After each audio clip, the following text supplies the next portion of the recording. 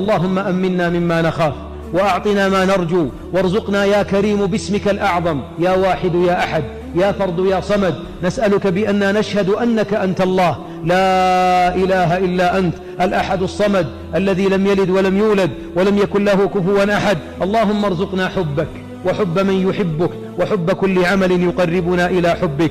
اللهم يا رب اجعل حبك في قلوبنا أحب إلينا من الماء البارد على الظمأ.